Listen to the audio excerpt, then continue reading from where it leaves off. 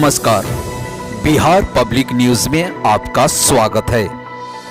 LJP के संस्थापक व केंद्र के राष्ट्रीय जनतांत्रिक गठबंधन यानी एनडीए की सरकार में मंत्री रहे रामविलास पासवान के निधन से खाली हुई सीट राज्यसभा की सीट पर 14 दिसंबर को उपचुनाव होने जा रहा है। लेकिन एनडीए में इस सीट पर दावेदारी को लेकर पेच फंसा दिख रहा है। एलजेपी केंद्र में एनडीए का हिस्सा है, लेकिन बिहार में उसने अपने रास्ते अलग कर लिए हैं। एलजेपी ने बिहार विधानसभा चुनाव में मुख्यमंत्री नीतीश कुमार एवं उनकी पार्टी जेडीयू का खुला विरोध भी किया। ऐसे में जेडीयू इस सीट के एलजेपी के खाते में जाने का विरोध करेगा। इस उपचुनाव के साथ एनडीए में एलजेपी सुप्रीमो चिराग पासवान का भविष्य भी तय होता दिख रहा है। आपको बता दें कि चुनाव आयोग विधानसभा कोटे से खाली हुई रामविलास पासवान की सीट के लिए उपचुनाव की अधिसूचना 26 नवंबर को जारी करेगा। इसके लिए 3 दिसंबर तक नामांकन तथा 4 दिसंबर को स्क्रूटनी की तारीख तय है। 7 दिसंबर तक नाम वापसी की अंतिम तारीख है।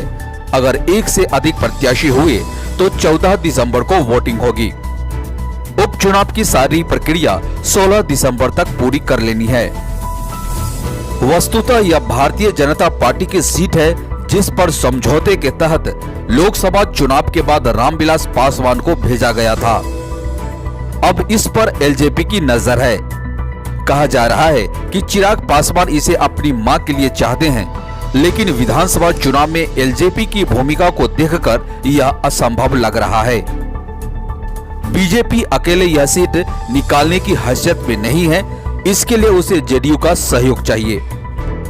चिराग के नाम पर जेडीयू न तो साथ दे सकता है और न ही बीजेपी सहयोग मांग सकती है। एनडीए ने सीटों के तालमेल के तहत लोकसभा चुनाव के बाद रामविलास पासवान को बिहार से राज्यसभा भेजा गया। केंद्र में एनडीए में बीजेपी के साथ एलजेपी व जेडीयू का गठबंधन है, लेकिन बिहार में एलजेपी अब एनडीए का घटक दल नहीं है।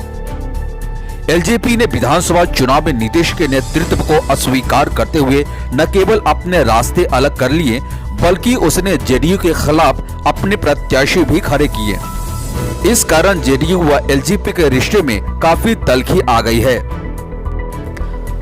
अब सवाल यह भी है कि एलजेपी नहीं तो किसके पास जाएगी यह सीट। ऐसे में जेडीयू व बीजेपी दोनों इस सीट पर अपनी दावेदारी ठोक सकते हैं। विधानसभा चुनाव में बड़ा भाई बनकर उभरने वाले दल बीजेपी के साथ जेडीयू की भी इस सीट पर दावेदारी हो सकती है। जो भी हो, यह तो तय है कि यह उपचुनाव एनडीए के लिए अग्नि परीक्षा से कम नहीं है। इसके साथ केंद्रीय स्तर पर भी एनडीए में एलजेपी की स्थिति पर तय हो जाएगी। एनडीए अगर एकमत नहीं हुआ तो विपक्ष की भी लॉटरी लग सकती है। फिलहाल इस खबर में इतना ही। धन्यवाद।